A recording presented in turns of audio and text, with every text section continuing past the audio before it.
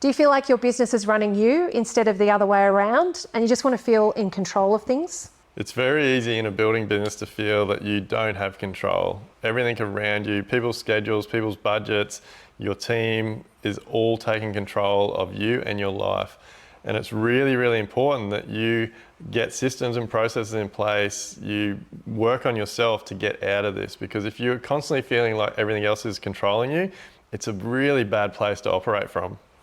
We find that this is where you start to get into the territory of feeling incredibly burnt out, where you'll be keeping yourself awake at night, trying to remember all of the things that you haven't got done or that you feel you should have done differently, all of the stresses and concerns and worries that you've got. And you can just end up spiraling on this sense of losing control of this business that you're running because you feel so out of your depth and you don't quite know how to bring things back on track.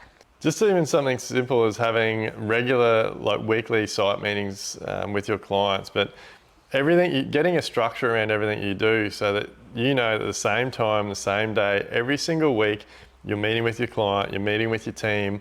This just won't only help you, but it'll also help your team, because you'll be able to set your team up and have systems in place to help manage your team understanding when they can talk to you, what they need to have ready for when you get to site, what your expectation is of when you get back to site the next time, all these little things. And it might not sound like a lot, but by doing these types of things will actually give you a lot of control back. You'll start to get rid of that overwhelming feeling that everything is just piling down on top of you and you can't escape. I find it really interesting when we start working with builders who haven't had regular site meetings with their clients, and you talk to them and they say, oh, well, I don't understand, A, how that's going to work. My clients work and they want to do that on the weekends and I don't want to be available on the weekends. And then they'll say, we managed to deal with everything anyway. And then you start to unpack, well, what does dealing with everything anyway actually look like? And what it looks like is they're regularly on the phone after hours, they're dealing with emails coming in at all times, everything, they're communicating in WhatsApp, communication. They're doing all of this different communication in all of these different places, trying to keep the project going. And at the end of the day, then it's just created chaos for them. The client probably feels like they have to just be on all the time, remembering all of the things. And there's not been any opportunity to create this kind of central hotspot of communication, of project discussions, and to give the client some confidence that they're going to have an opportunity to discuss what might be concerning them at the same time every week. And, when builders say to us, oh, look, there's no way in the world I could get a client to come the same time every week, it's then, well, that's part of you setting expectations with the client. You need to talk to them about the fact that this is a project, you are a business, and because it's a project, they're going to need to find time within their weekly structure to fit in the discussions around the project.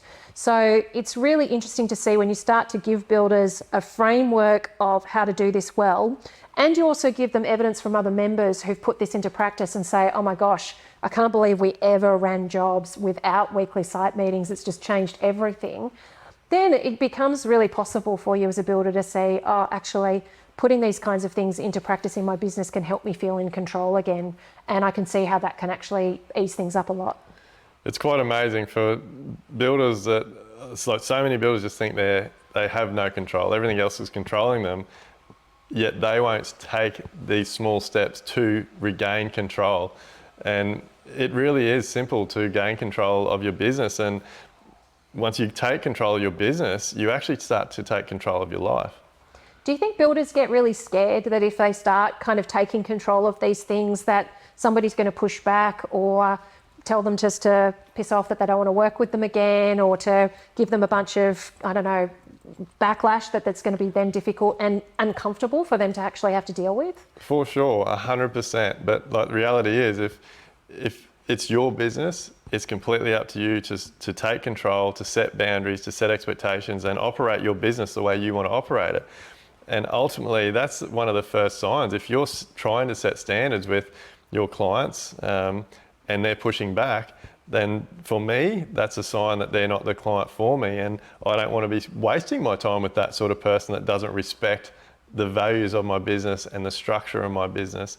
Can you imagine if someone went to have a doctor's appointment and the doctor said, hey, this is you need to book an appointment. They're not going to stand in waiting room and throw a tantrum, are they? Like, they're going to have to book with the receptionist. They're going to have to come back when the doctor can see them. So, like we've said a few times, like every other industry has structure. It's time for the building industry to get structure, and it's one of those things. Like, you don't have to be controlling everything. You just need to make sure everything's getting done.